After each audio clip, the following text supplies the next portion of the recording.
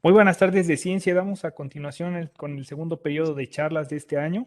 Como saben, transmitimos en vivo desde esta sala y en el Facebook de Sábados en la Ciencia. Les damos la bienvenida a Rodrigo López. Y Gladys Yáñez, ambos de la Dirección General de Investigaciones de la Universidad Veracruzana. Antes de iniciar, unas recomendaciones técnicas. Para ver y escuchar correctamente la charla, les sugerimos que mantengan apagadas sus cámaras y micrófonos. Estas se verán en rojo. Les damos la bienvenida y desde luego las participaciones van a ser recogidas. Si quieren ustedes, por favor, levantar la mano en el panel de participantes o pueden ponernos las preguntas y comentarios en el chat, que nosotros se las iremos recolectando. Entre la charla virtual y la sesión de preguntas, respuestas y comentarios, haremos una pausa de 5 minutos para la salud con el especialista del SciSub. Pueden prender sus cámaras y animarse a hacer la rutina con él. Les dejaremos en el chat la liga al programa completo del segundo periodo de charlas para que si gustan, por favor, descárguenla y agenden las charlas que más les despierte el interés. Hoy platicaremos de plantaciones forestales, desiertos verdes o refugios de diversidad, con la maestra Yajaira Baeza Guzmán de la Facultad de Ciencias Agrícolas de la Universidad Veracruzana. Yajaira es egresada de la Universidad Veracruzana, de la Facultad de Biología y maestra en Ciencias maestra en Ciencias en Ecología Forestal por el Instituto de Investigaciones Forestales de la Universidad Veracruzana, donde estudió a los hongos, tanto en los aspectos taxonómicos como en las interacciones planta-micorriza. Actualmente es docente de la Facultad de Ciencias Agrícolas, también de la Universidad Veracruzana, y durante más de 5 años ha centrado sus líneas de investigación en la simbiosis micorrística en sistemas forestales. Bienvenida, Yajaira. Yajaira, bienvenida. Gracias por el tiempo y los Hola, comentarios gracias. invertidos en esta charla. La sala es tuya, por favor. Hola, les saludo a todos. Qué bueno que estén presentes el día de hoy, aunque sea de manera virtual. Y hoy vamos a platicar un poquito sobre qué son las plantaciones forestales, ¿no? Y en ese sentido, esta charla, no cambia. Ahí está. Esta charla está encaminada para replantearnos qué son los bosques y cuál es su papel en la conservación de nuestra biodiversidad, sin perder de vista que también representan un sistema productivo importante a nivel mundial. Para comenzar a reflexionar un poco sobre las bondades de las plantaciones forestales, tenemos que entender ciertos conceptos y les va a sorprender saber que los bosques significan cosas diferentes para diferentes personas. Y en ese sentido, ¿cómo definimos un bosque? Bueno, pues generalmente sabemos que los bosques, o idealizamos que es un bosque, una extensión de tierra que tiene una alta riqueza de especies, que tiene conjuntos de animales únicos y que normalmente son bosques muy bonitos, con árboles muy frondosos y en extensiones de tierras muy grandes. Pero puede resultar increíble saber que incluso un bosque se puede categorizar como una extensión de tierra que no tiene cobertura vegetal. ¿A qué me refiero con esto? Existen muchas definiciones de bosque, de hecho hay más de 80 definiciones, ¿no? Y estas definiciones van en función de la perspectiva de las personas en la que tienen los bosques. Por ejemplo, desde la perspectiva de la cobertura forestal, los bosques se pueden considerar ecosistemas, ¿no? Ecosistemas o tipos de vegetación que sustentan conjuntos únicos de plantas y animales. Pero desde una perspectiva del uso de la tierra, los bosques son propiedades que están legalmente designadas como bosques, ¿no? Y que independientemente de que si está presente o no su vegetación actual, o si esa extensión de tierra está destinada para otro fin productivo. Entonces, digamos que dentro de esta construcción de este concepto, un bosque puede estar incluso desprovisto de árboles, al menos temporalmente, ¿no? Dado que hay muchas definiciones, dependiendo de la perspectiva de lo que comprendemos que es un bosque, la FAO propone una definición que ha sido como la más utilizada a nivel mundial y que define a los bosques como terrenos con una cobertura, arbórea de más del 10% y un área, digamos, en extensión de más de media hectárea. Y que los árboles dentro de esa plantación deben de tener mínimo 5 metros de altura in situ, es decir, en el lugar, ¿no? En el terreno. Además, también esta definición considera a las plantaciones establecidas con fines forestales que aún no han alcanzado estas características. Y que, bueno, también dentro de esta definición se alcanzan áreas que normalmente forman parte, digamos, del área forestal, pero que están sin sembrar y que esta falta de cobertura vegetal puede ser por intervención humana, por agricultura intensiva, incluso por incendios que son causados por el hombre también. En este sentido, la FAO, bajo este concepto, clasifica los bosques en bosques primarios, que son bosques compuestos de árboles nativos, donde claramente no hay una intervención humana y donde los procesos ecológicos no han sido alterados. También conoce o se define la categoría de bosque natural modificado, que es un bosque que tiene especies nativas. ¿A qué me refiero con nativas? Que son originarias de ese lugar, que solo las encontramos en esa área o en esa región, y que han sido regeneradas naturalmente, donde sí hay espacios donde se observa claramente la intervención humana. Hay áreas de corta selectiva, estas áreas se regeneran naturalmente y también pueden ser por efecto de la agricultura o por incendios. Bajo esta definición también tenemos a los bosques seminaturales, que son tierras boscosas, normalmente de especies también nativas, especies arbóreas nativas, establecidas mediante plantación, plantación o regeneración natural, y que incluye áreas bajo manejo intensivo donde se busca promover, digamos, el uso de estas especies nativas. También puede haber presencia de especies arbóreas introducidas que se regeneraron naturalmente. Y por último tenemos dentro de la categoría de bosques a las plantaciones forestales, que es lo que nos trajo hoy aquí. En el sentido estricto, una plantación forestal es el establecimiento, cultivo y manejo de árboles, donde se introducen tanto especies exóticas, es decir, que no son originarias de esa área, o especies nativas mediante plantación o siembra directa. Y normalmente estas plantaciones se caracterizan por pocas especies, que tienen una edad uniforme, que están destinadas a la producción de algunos productos madereros principalmente, y productos no madereros como semillas, frutos, flores, hongos comestibles, y normalmente estas plantaciones pueden tener un fin productivo o un fin de conservación. Ahora, ya que sabemos cómo podemos categorizar un bosque, surge la pregunta, ¿no? ¿Dónde los encontramos y en qué proporciones están los bosques? Bueno, pues el 30% de la cobertura terrestre está cubierta por bosques, como lo pueden ver en el mapa. Desde áreas boreales, que son estas áreas azules que están remarcadas, hasta la parte de los trópicos, es lo que está en verde más fuerte. En esta parte de los trópicos, lo que ven en verde, es donde encontramos la mayor superficie de bosques en el mundo, con un 45%. Sin embargo, lo que ustedes ven en el mapa no son solo bosques primarios, sino que es una mezcla de las categorías que les acabo de mencionar. Y aquí es donde surge la principal preocupación, tanto de investigadores como de instituciones, gobiernos y la sociedad en general. Pero ustedes se van a preguntar, ¿y por qué? ¿No? Si vemos que nuestro planeta se está pintando de verde, ¿no? Bueno, pues algunos datos. Para el 2019 se mostraba que había pérdidas de bosques primarios del 3.8%, ¿no? A nivel mundial. Y esto se ha mantenido en las últimas 2 décadas. Pero ustedes pueden ver la gráfica y me van a decir, bueno, pero realmente es relativamente bajo en comparación, no sé, al año 2016 o 2017. Claro que sí, pero sigue siendo la tercera más alta desde el año 2000. Quiere decir que vamos en un camino rápido hacia la degradación de nuestros ecosistemas primarios. ¿Y esto por qué? Bueno, porque al menos 1.600 millones de personas dependen de los bosques, ¿no?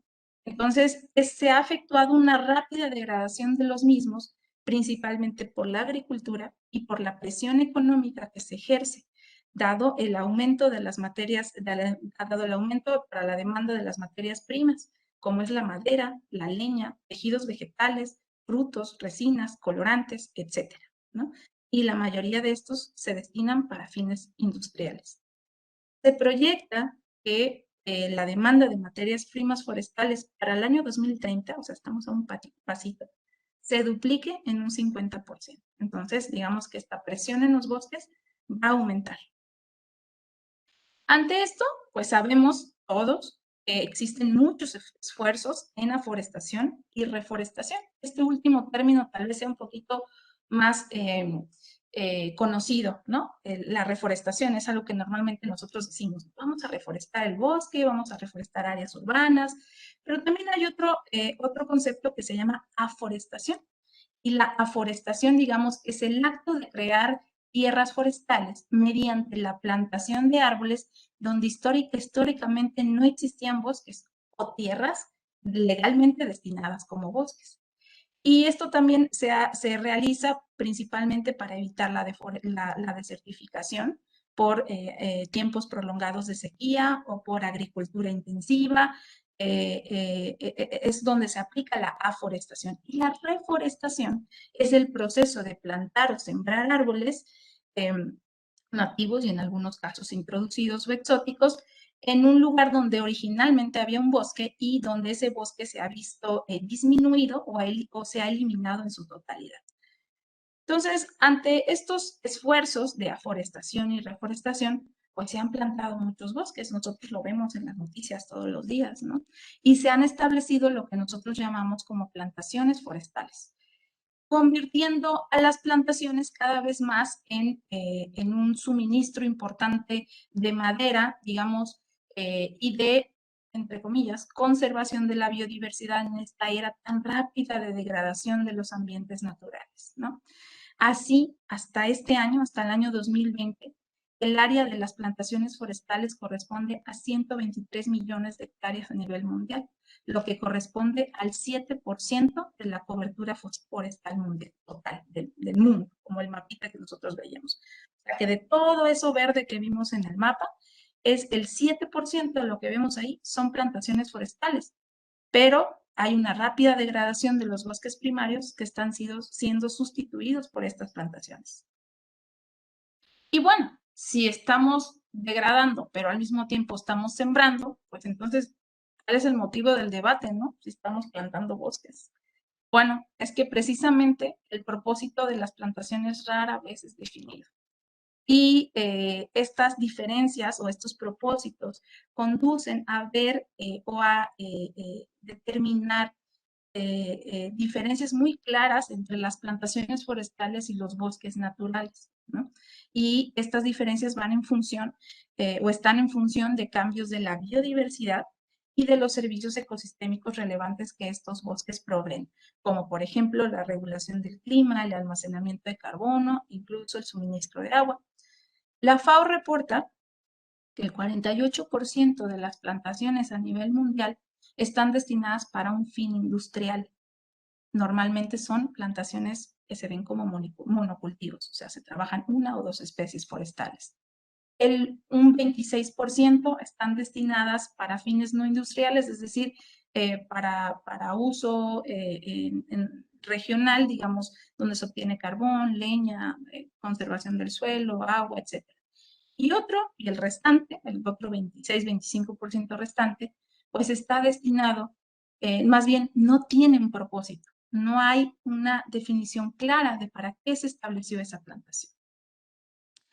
Y en este sentido, hay dos corrientes importantes. Una, que visualizan a las plantaciones forestales como una respuesta no solo a la creciente demanda de madera, sino también a la pérdida, a la pérdida y ganancia de bosques naturales, ¿no? Ya que al establecer una plantación, pues disminuimos esta necesidad de talar un bosque natural y contribuimos a la conservación de la biodiversidad.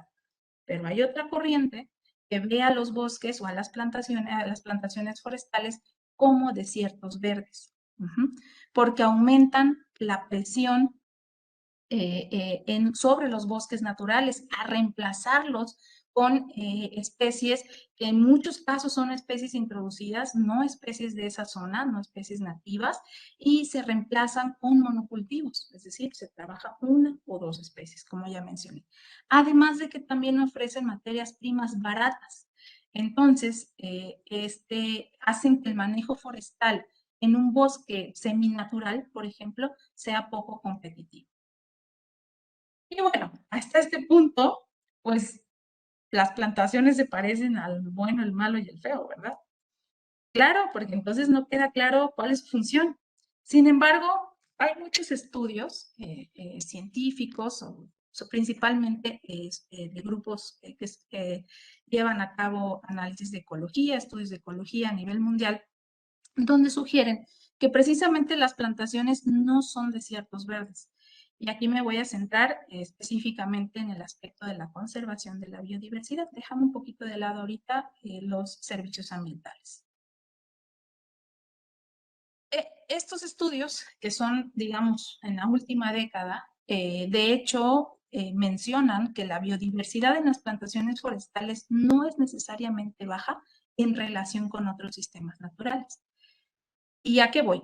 Ellos mencionan que, por ejemplo, cambios en la densidad arbórea, es decir, la cantidad de árboles que hay en un lugar y el manejo que se le da a esa densidad, como por ejemplo abrir copas, ¿no? Abrir copas, hacer empresaje de árboles, incrementa o favorece la entrada de luz y eso le va muy bien a algunas especies, diferentes organismos, ¿no? O incluso incrementar la materia orgánica en el suelo, dejando materiales de madera muerta en lugares estratégicos de la plantación. Eso también puede favorecer la diversidad, ayuda a restaurar y a conservar a los organismos forestales que estén presentes, ¿no? Asimismo, como en este ejemplo que está aquí, dejar parques naturales, es decir, retener la biodiversidad, retener, perdón, estos remanentes de vegetación nativo que pueden estar en ese sitio donde se va a establecer la plantación y que sean parte de la matriz forestal. El retener estos fragmentos favorece también nuestra biodiversidad en los diferentes grupos de organismos, tanto plantas, animales, aves, escarabajos, hongos, etc. Y bueno, no solo digamos que este arreglo espacial es el que favorece la conservación de la biodiversidad, sino también el manejo forestal puede afectar a las poblaciones de especies directamente a través de la tala. Y aquí ven un ejemplo, ¿no? Esta es una plantación que se estableció en 1999 y bajo diferentes escenarios, ¿no? En el 2009, cuando se hizo una intervención, ya sea de aclareo, de selección o de talarraza, que es cortar todos los árboles y volver a reforestar. Bueno, pues, ¿qué pasaría bajo estos diferentes escenarios? Bueno, pues obviamente vemos que cambia la estructura del bosque, ¿verdad?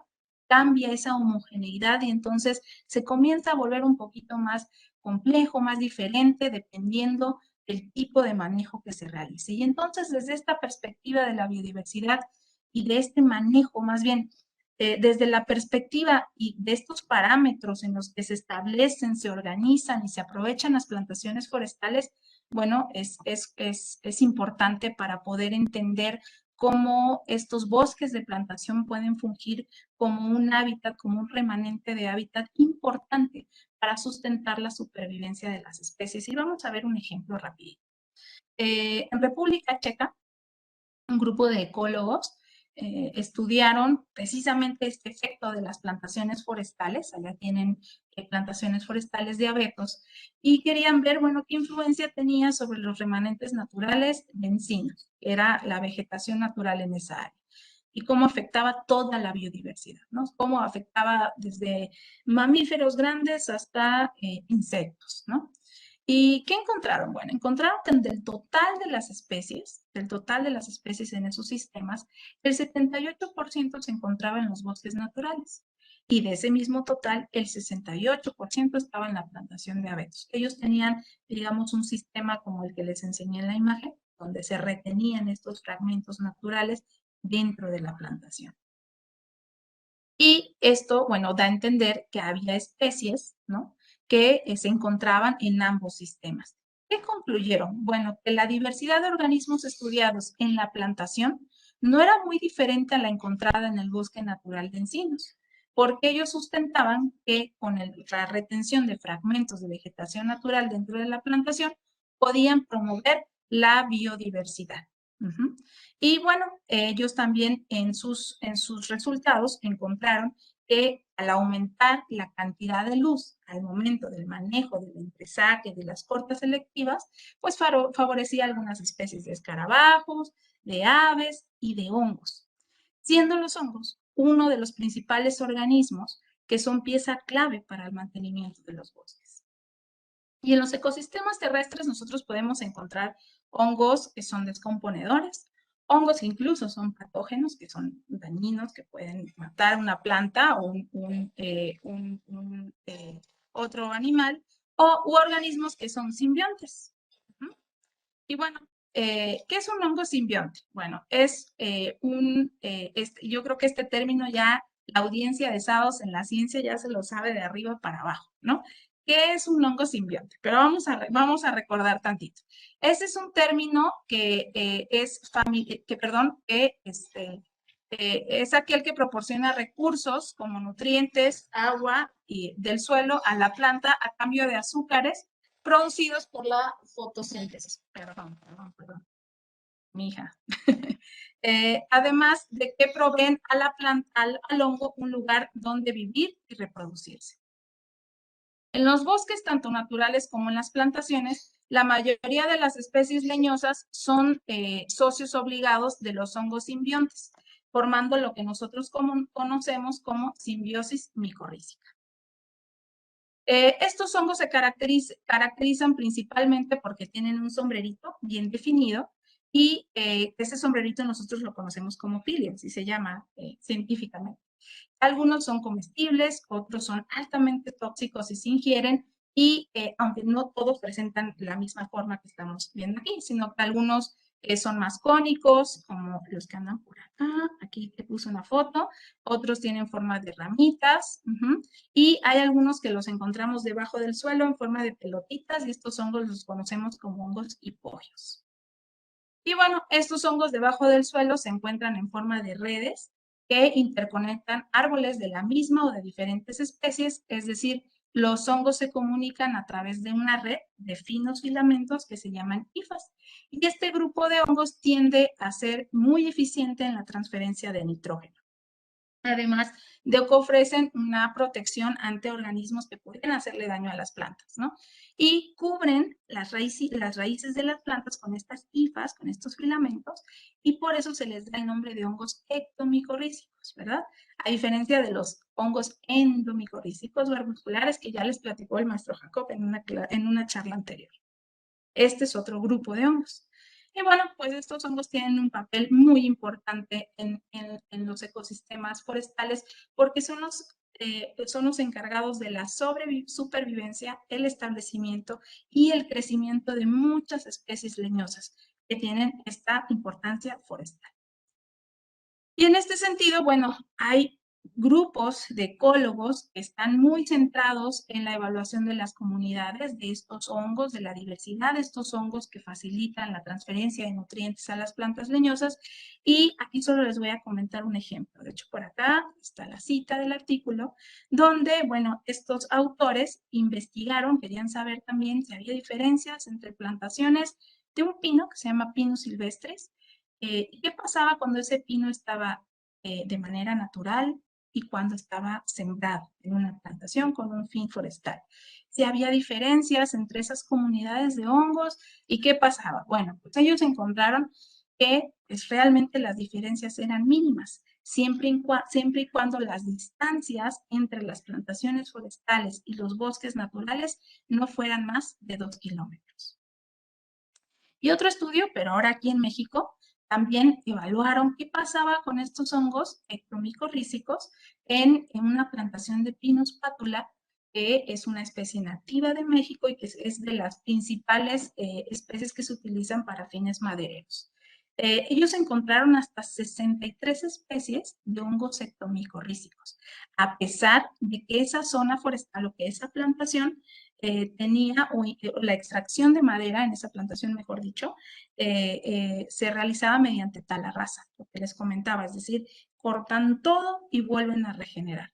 A pesar de eso, bueno, el estudio es un poco más complejo, pero en términos generales encontraron una muy buena diversidad de hongos y bueno, esto está favorecido por la edad de los árboles, por el manejo del mismo, etc.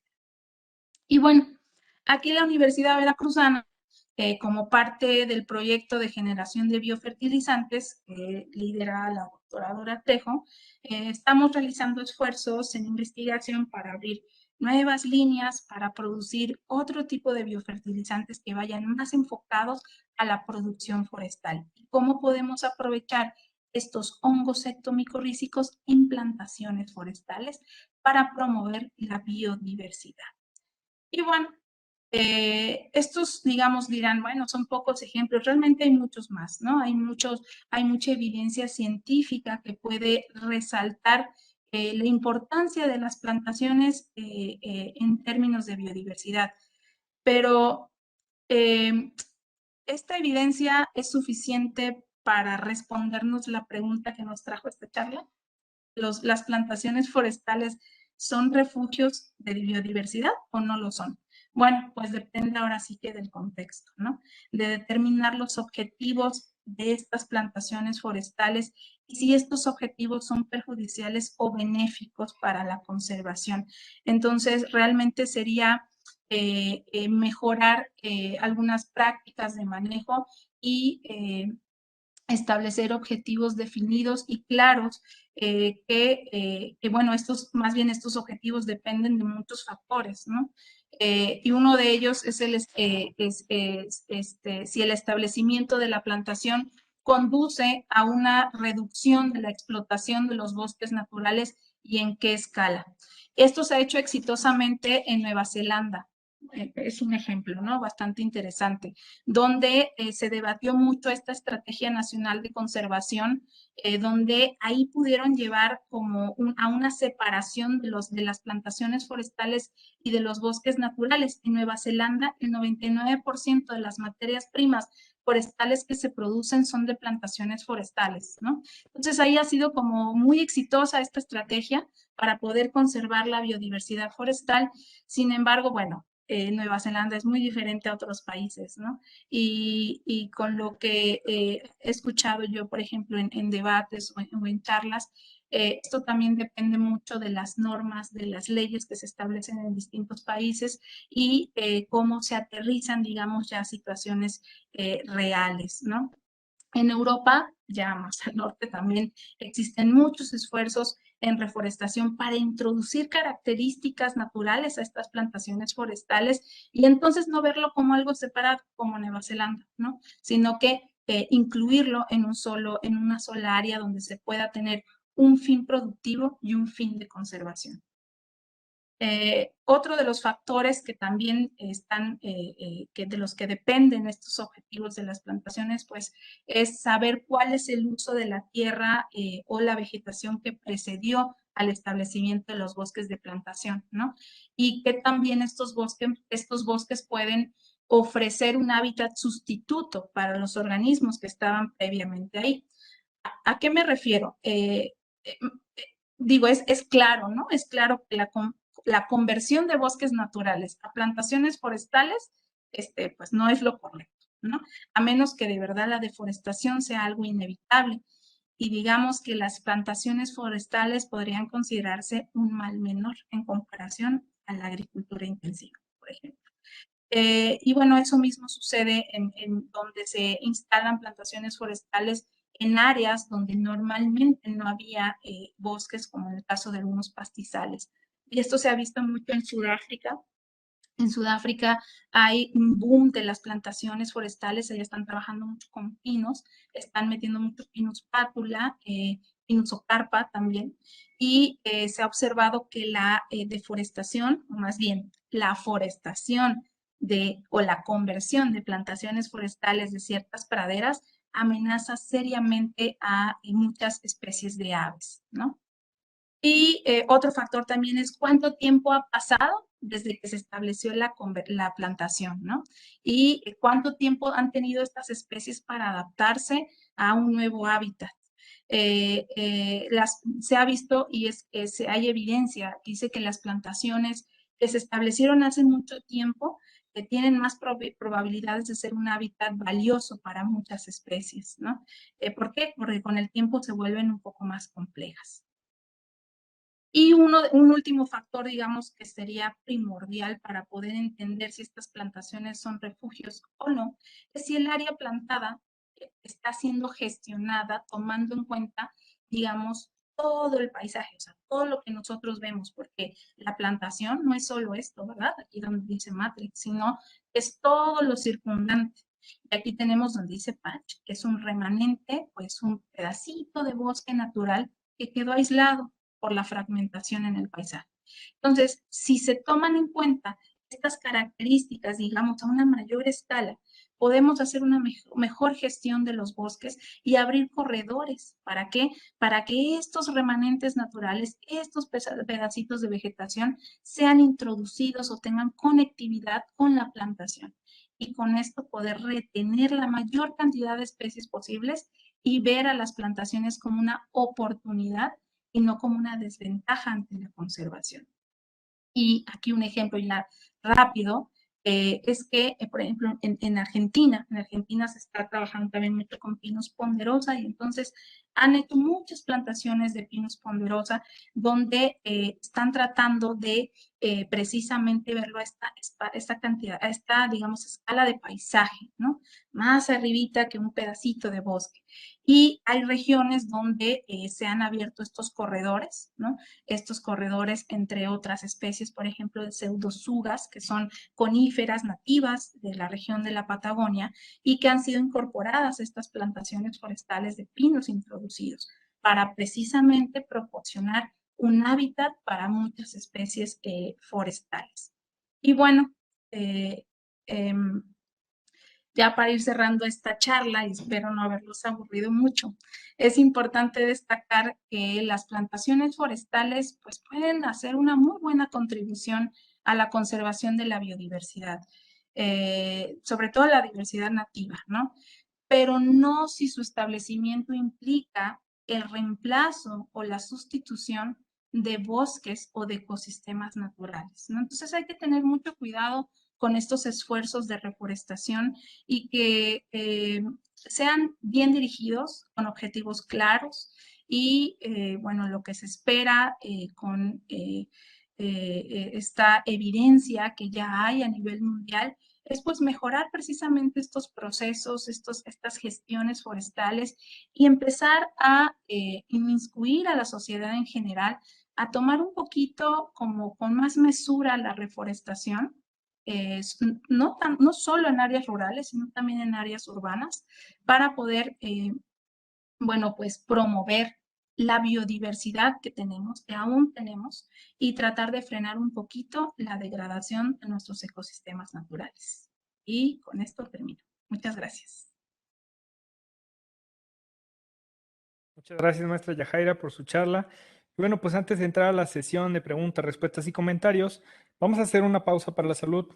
Les invitamos a que se queden con nosotros antes de iniciar las preguntas, que eso es cuando se viene lo mero, mero bueno.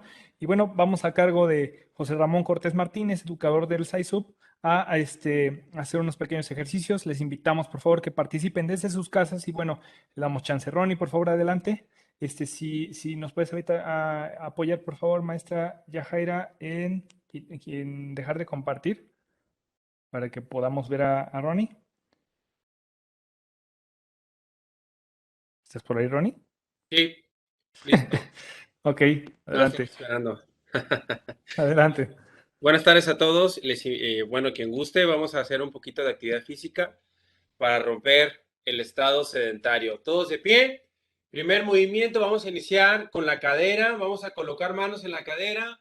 Abrimos las piernas y vamos a hacer círculos hacia un lado. Comenzamos. 1, 2, 3, 4, 5, 6, 7, 8, 9, 10. Hacia el otro lado, movimientos suaves. 1, 2, 3, 4, 5, 6, 7, 8, 9, 10. Muy bien. Ahora lo que vamos a hacer, igual como estamos, yo me volteo para que ustedes me puedan ver.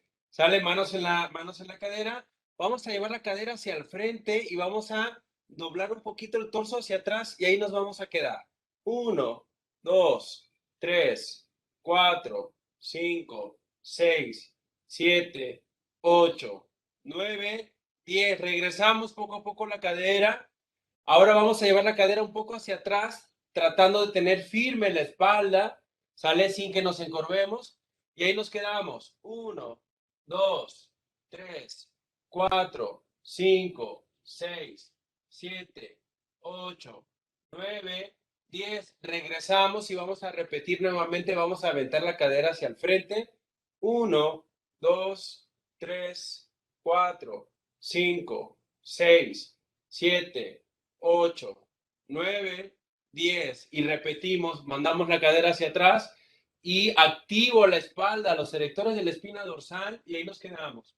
1, 2, 3, 4, 5, 6, 7, 8, 9, 10. Muy bien, regresamos. Ahora vamos a hacer un poquito de rotaciones. Vamos a hacer rotaciones hacia un lado y al centro sin forzar el movimiento. Comenzamos. 1, 2, 3, 4, 5, 6, 7, 8, 9. Y en el 10 nos quedamos atrás. 1, 2, 3, 4, 5, 6, 7, 8, 9, 10. Regresamos despacio. Y ahora vamos a trabajar el otro lado. Comenzamos. 1, 2, 3, 4, 5, 6, 7, 8, 9. Quedamos atrás. 1, 2, 3, 4, 5, 6, 7, 8, 9, 10. Regresamos. Bien, seguimos trabajando torso. Mantenemos piernas abiertas. Y ahora vamos a irnos hacia un lado y hacer pequeños movimientos. Sale estiramientos balísticos dinámicos de la espalda. 1, 2, 3, 4, 5, 6, 7, 8, 9 y nos quedamos ahí. 1, 2, 3, 4, 5, 6, 7, 8, 9, 10. Regresamos, transición suave. Repetimos el otro lado. 1, 2, 3, 4, 5, 6, 7, 8, 9, 10. Muy bien. Relajamos un poquito los brazos, los hombros. Vamos a acabar ahora abrazándonos nosotros. Sale, vamos a tratar de llegar lo más atrás que podamos, que se estire toda la espalda de atrás, que se estiren los hombros, los brazos. Y ya que estamos en esta postura con las piernas abiertas, vamos a girar hacia un lado y ahí nos vamos a quedar. 1, 2, 3, 4, 5, 6, 7, 8, 9, 10. Sin soltar, nos vamos hasta el otro lado. 1, 2, 3, 4, 5, 6, 7, 8, 9. Y soltamos, regresamos a la postura normal. Soltamos, movemos tantito los hombros y los brazos. Y bien, esto ha sido todo por estos 5 minutos de Paso por la Salud. Gracias por la invitación y que tengan todos una buena tarde.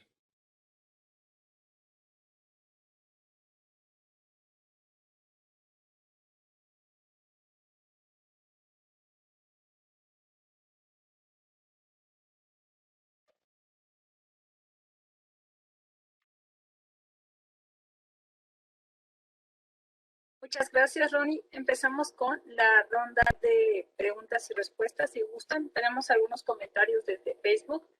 Silvino Morales y Eva Martínez nos saludan. Buenas tardes a ustedes. Gracias por acompañarnos. Desde el Facebook, Orlando Alexis López Lagunes nos comenta, excelente charla, felicidades.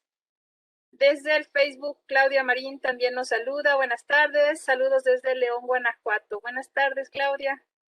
Desde el Facebook, Lidia Guzmán nos comenta, excelente tema, felicidades, arbolito, arbolito, arbolito, saludos, saludos, Idilia.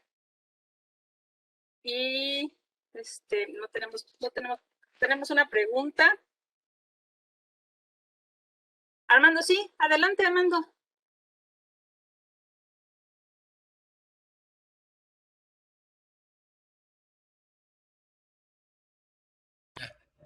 No se escucha.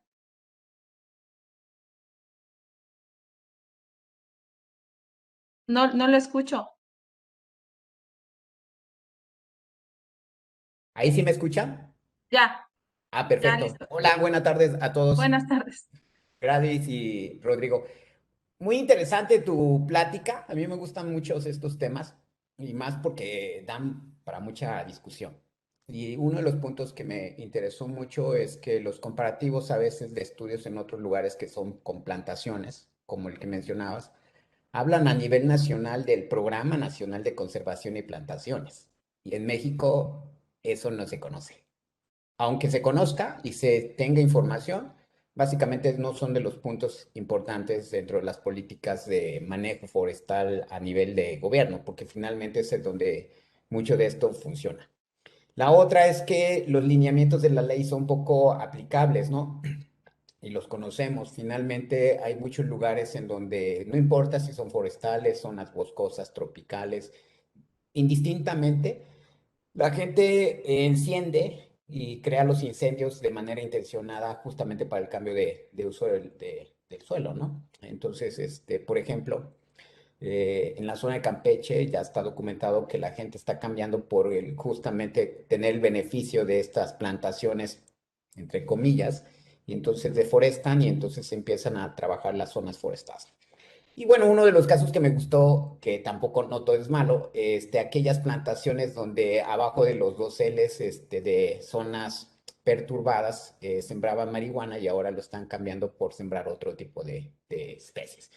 Digamos que hay una diversidad, así como es México diverso, así también son los de diversos los tipos de manejos que se hacen en términos de la vegetación, hablemos no solamente de eso.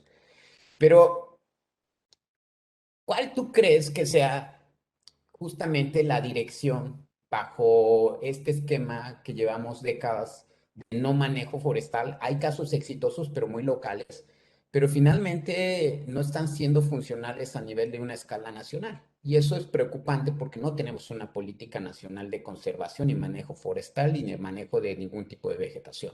Entonces, desde tu perspectiva, ¿tú qué piensas que pueda ocurrir? Porque finalmente tiene ventajas y desventajas cuando se aplica algún tipo de manejo, pero finalmente nosotros estamos utilizando las peores prácticas, ¿no? Y localmente algunas muy buenas, pero a una escala espacial tan pequeña que realmente no está haciendo el cambio, ¿no? Eh, y ahí va uno de los puntos. ¿Qué piensas sobre esa dirección? Y la otra pues finalmente la reintroducción o la introducción de especies exóticas para plantaciones, pues conlleva también un manejo que no es como lo mejor, ¿no? Porque da un mensaje a una población en donde dices, vamos a reforestar con especies exóticas porque funcionan muy bien y bla, bla, bla. Pero el asunto en términos de la población es que no es mal que vengan, que tengamos que plantar otras especies exóticas, pero lo generalizan y lo llevan a otras especies como fauna, etcétera, etcétera, y dicen, no, pues lo exótico no es malo. Y el problema de las especies exóticas ya se ha demostrado que es realmente un problema en muchos países por la pérdida de diversidad. Entonces, como que hay costos y beneficios, no importando si es especies maderables, vegetación, pero esto conlleva una serie de conceptos que la población de manera intrínseca toma como que no es dañino y entonces no importa si sembramos una especie, aunque sea exótica, no importa, la sembramos, ¿no? Con tal de decir, pues es una especie de árbol, no pasa nada, está verde, estamos produciendo carbono, etcétera, etcétera. Y el problema es que ahí radica mucho de la desinformación. ¿Tú qué piensas sobre estos dos temas? Bueno, pues primero que nada tienes toda la razón, ¿no? Creo que fue muy acertado tu comentario. Y en el primer punto que comentabas, pues yo creo que a nivel nacional hay muchas incoherencias en cuanto a políticas públicas, ¿no? Y ahí me enfoco un poquito tal vez a lo que tú decías, de que pues hay programas, ¿no? Actualmente que están promoviendo la degradación de algunos ecosistemas para la siembra de algunos cultivos de interés agrícola, ¿no? Y esto ha dado pues, pauta y camino para que se abran espacios dentro de la selva. Yo, por ejemplo, lo vi hace poco en la reserva de Calakmul. De hecho, sobre el paso de la reserva de Calakmul hay muchos claros en esa selva alta tan preciosa que tienen letreros de algunos programas por ahí que están destinados a esta cuestión de cultivos agrícolas. Y pues nada, o sea, yo creo que hay una legislación en cuanto a materia forestal, está la Ley Forestal de Sustentabilidad Nacional, donde se enlistan una serie de parámetros precisamente para la conservación de la biodiversidad, pero del otro lado entonces tenemos estos tipos de programas que están fomentando la degradación. Entonces, en ese sentido yo creo que no estamos tal vez yendo por el camino correcto. No digo que sea malo, porque obviamente todos tenemos necesidades, ¿no? Y las localidades, los estados, los municipios, la gente, como decía yo, hay más de 1.600 millones de personas que dependen de las materias primas de los bosques, ¿no? Entonces hay una presión muy fuerte y retomando algo que ayer escuché, decía precisamente que lo que nos hace mal es de lo que más dependemos, ¿no? Entonces, en ese sentido, yo creo que las políticas públicas en materia forestal en México no están siendo tomadas como debería, con la seriedad con lo que debería de ser, y estamos yendo por un camino que tal vez no sea el mejor, ¿no? Y en lo otro que me decías, ya me perdí un poquito. La segunda pregunta en sí, ¿cuál era? Las especies exóticas. Ah, sí, las especies exóticas. Desafortunadamente, bueno, afortunadamente aquí en México, mira, me voy a centrar un poquito en los pinos porque es lo que un poquito más sé, ¿no? Aquí en México se plantan muchas especies nativas en plantaciones forestales, como por ejemplo Pinus pátula, Pinus segostrobus, que digan Pinus montezuma incluso, ¿no? Y se explotan de manera industrial, ¿no? Entonces, digamos que esas plantaciones no son del todo dañinas porque pues son de la zona, son originarias de México. El problema es que en estos esfuerzos de reforestación por nuestras instancias gubernamentales han metido especies, por ejemplo, europeas, como Pinus halapensis. ¿Por qué? Porque es de rápido crecimiento, porque da madera muy buena, porque el tiempo de rotación es muy corto, etcétera, ¿no? Entonces lo han establecido allá por el norte, ¿no? Esas traen consecuencias, exactamente. ¿Por qué traemos especies introducidas o exóticas? Hablando de México, si tenemos más de 50 especies de pinos nativos que podemos explotar, ¿no? Explotar, digamos, en términos también sustentables, ¿no? No solo acabarnos lo que hay. Yo creo que el uso de especies exóticas o introducidas no es lo correcto, siempre y cuando, como les decía hace rato, tal vez cuando ya no queda de otra y la degradación tal vez es inevitable y tenemos que hacer algún tipo de reforestación con ese tipo de especies porque es la que está a la mano, pues híjole, tal vez sería un mal menor. Pero aquí la cuestión, yo creo que sí debería de estar dentro de estas políticas públicas el promover las especies nativas forestales, ¿no? Y hablando en pinos, te digo y te repito, o sea, en México hay más de 50 especies de pinos, ¿no?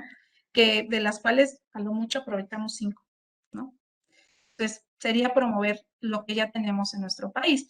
Y digo, en México tal vez no es tan catastrófico. Si te vaya un poquito más a Sudamérica, Colombia, Perú, Argentina, para allá abajo, híjole, han hecho un destrozo de los ecosistemas naturales, de las selvas, para introducir plantaciones de pinos, ¿no?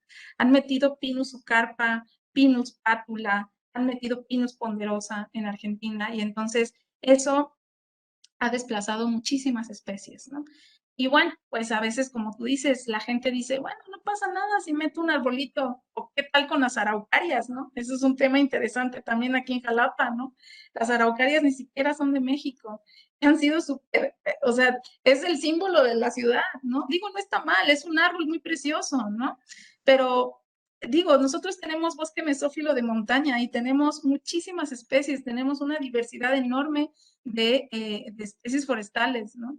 Y pues se introdujo una araucaria, digo, no está mal, incluso los eucaliptos, ¿no? Hay evidencia de que los eucaliptos en un radio más o menos 1,5 metros pues inhiben cualquier crecimiento de organismos, ¿no? Tienen metabolitos secundarios que hacen que todos los organismos que estén en el suelo se mueran, ¿no? Entonces desplazan todas las comunidades de microorganismos nativos y pues esto se vuelve un caos, ¿no? Donde se han introducido eucaliptos y lo mismo pasa con las araucarias.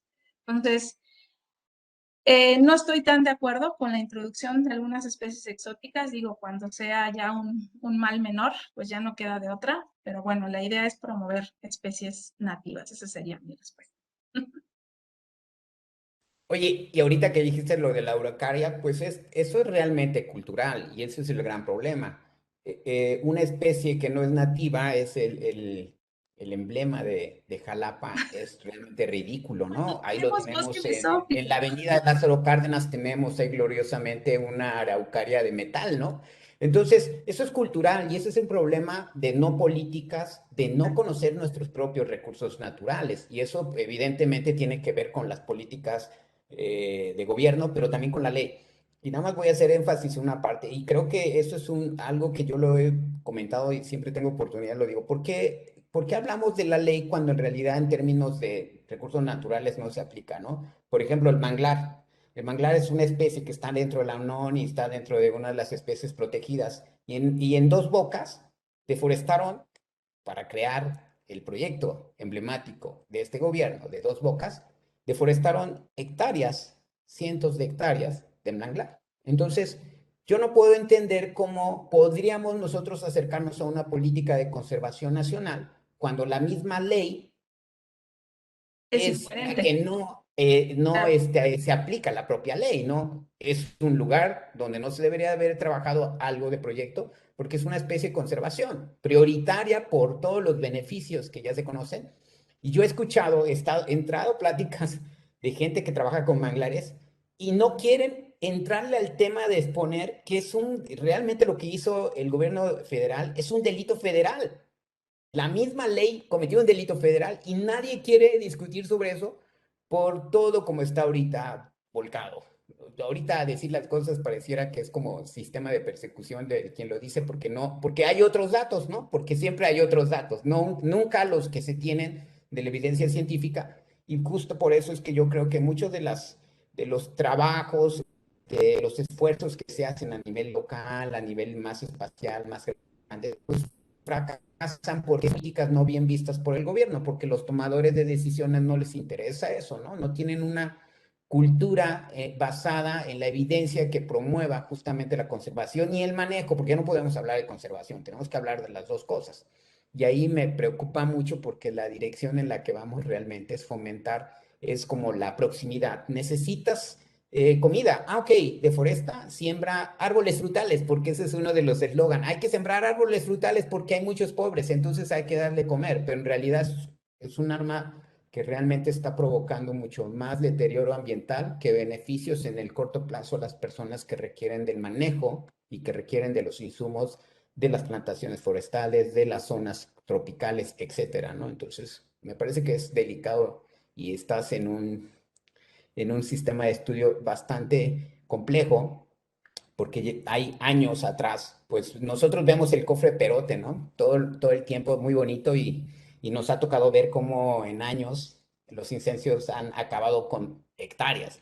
Pero por otro lado, cada vez que venimos de Ciudad de México y vemos la plantación que hicieron los soldados, que cada vez fue ganando más y más, bueno, pues es un esfuerzo tal vez no dirigido, pero al menos fue cubriéndose toda esa zona que era prácticamente rala, no tenía ningún tipo de vegetación más que pastos, pues al menos fueron creciendo con un tipo de pino ahí, con un manejo muy, pues, rudimentario, pero al menos aumentaron la cobertura vegetal, ¿no? Pero si ves al otro lado, donde no están los soldados, porque no están los soldados que los cuidan, pues es completamente diferente la historia, ¿no? Entonces, yo creo que la ciencia también debe aprender en que los lineamientos nacionales de la ley que se tienen que aplicar justamente para conservar y manejar bien los recursos, ¿no?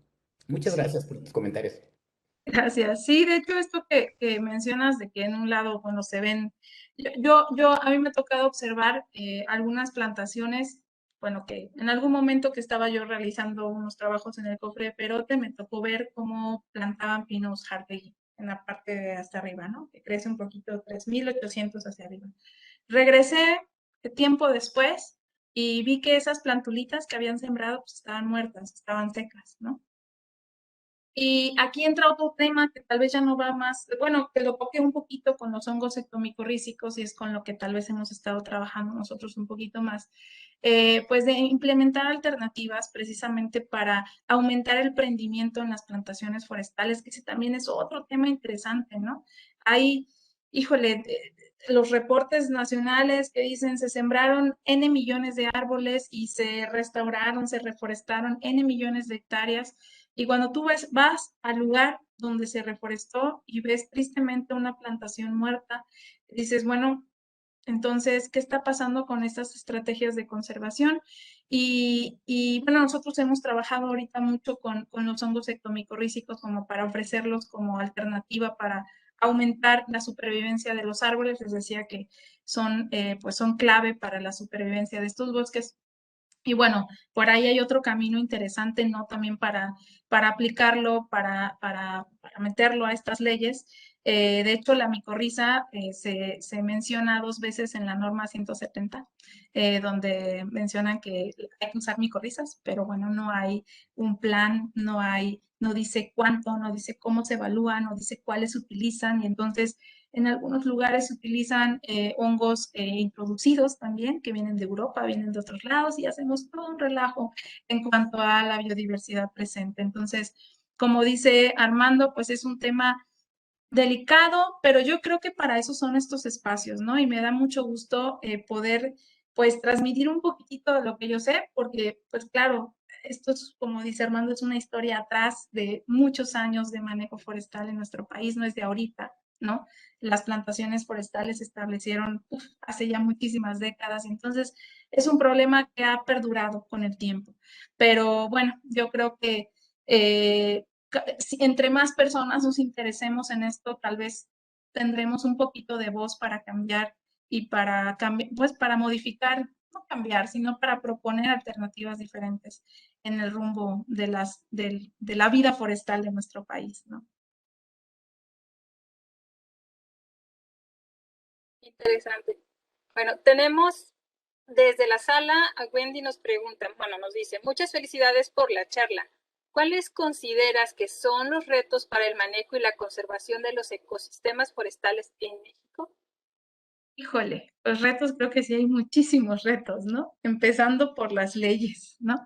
Empezando, como decíamos, en materia de políticas públicas, pero hablando tal vez un poquito en cuanto a gestión, ordenamiento forestal, pues tal vez proponer nuevos diseños de establecimiento de las plantaciones, como el esquemita que les mostraba, ¿no? De la retención de estos fragmentos. De hecho, por ahí leía un artículo hace tiempo que hablaba que, bueno, que el 80%, tal vez más menos, de los paisajes actuales pues tienen un alto índice de fragmentación en México, es decir, de degradación. Tenemos bosques naturales que la mayoría ya los vemos por parches y no me van a dejar mentir, ¿no? O sea, si vamos por la carretera se van a dar cuenta que hay parches de bosques naturales y la mayoría pues están inmersos en una matriz agrícola o en una matriz forestal.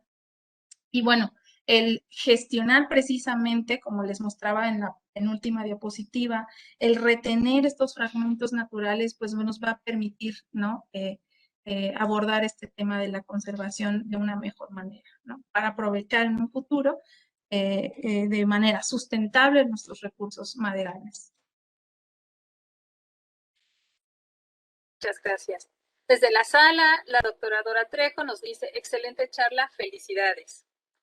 Desde el Facebook tenemos a Víctor Landa que dice, ¿quién diseña una plantación? ¿Hay certificación o cualquiera puede hacerlo? No, sí hay certificación y hay de hecho, si entramos a la página de la CONAFOR, ahí podremos encontrar los lineamientos para establecer una plantación forestal. Hay normas, hay leyes que hay que seguir para establecerlas, hay áreas mínimas también para establecimiento. Entonces hay una serie de requisitos que en este momento no me lo sé yo, ¿verdad? Pero están enlistados en la CONAFOR y ahí creo que sería fácil de consultarlos. Muchas gracias. Tenemos otra pregunta. Ana Luisa nos dice, mi abuelito tiene un predio de caña, pero ya no lo quiere. ¿Qué tan difícil es convertirlo en plantación forestal? Y bueno, otra pregunta también ella misma, que dice, ¿qué probable es que la fauna vuelva? Bueno, eso depende mucho ahora sí que, como les decía, del contexto, ¿no? Dependiendo dónde esté esa plantación de caña, el historial que tenga ese tipo de suelo, tal vez es lo que aumentaría la complejidad de establecer cierta plantación. Digo, tendría que escogerse algún tipo de planta o de especie forestal que estuviera adecuada a ese ecosistema principalmente, o esa altitud o ese clima, ¿no? No vamos a meter pinos en paso de ovejas, ¿no? O sea, sí hay que tener como cuidado en las especies que se utilizan y, como comentábamos hace un momento, promover el uso de especies nativas, ¿no? Establecer bien el objetivo de la plantación, saber para qué realmente lo quieres. Y bueno, de que eso sea un hábitat, que digamos es el tema de esta charla, pues ya vimos que hay muchos factores que pueden determinar si esa plantación podría ser un hábitat valioso o no. Y lo ideal es observarlo, digamos, a una mayor escala, ¿no? Ver, contemplar todos los elementos que tenemos presentes, y si la plantación es una buena opción, pues adelante, ¿no? Y como contestaba hace rato, todos los lineamientos, los requerimientos están establecidos por la CONAFOR, es la instancia que se encarga del establecimiento y certificación de las plantaciones forestales.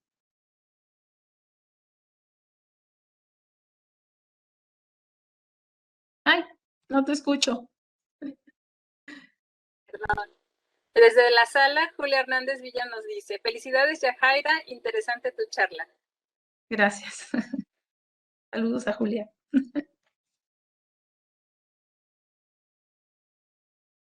Creo que ya es todo. ¿Alguien quiere hacer más preguntas? Por favor, escríbanos. Vamos a contar a la de 5 y si no escriben, vamos a finalizar la charla. Una. ¿Nadie? ¿En el Facebook? ¿Sí? ¿Nadie? 2. 3. Voy a poner mi correo en el chat, por si alguien tuviera alguna duda, podría contactarme por ahí también. 4 y 5. Vas, Rodrigo. Bueno, pues muchas gracias. Bueno, pues con esto cerramos la charla a nombre de la Dirección General de Investigaciones de la Universidad Veracruzana, a la Academia Mexicana de Ciencias. Les agradecemos a nuestros colaboradores de comunicación universitaria, al SAISUB por el apoyo para difundir estas charlas y bueno, a ustedes por su presencia.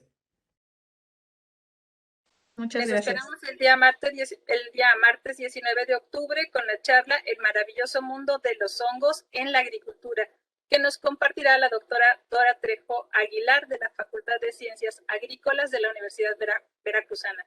Muchas gracias, Yajaira, por la charla. Gracias a ustedes. Muchísimas gracias.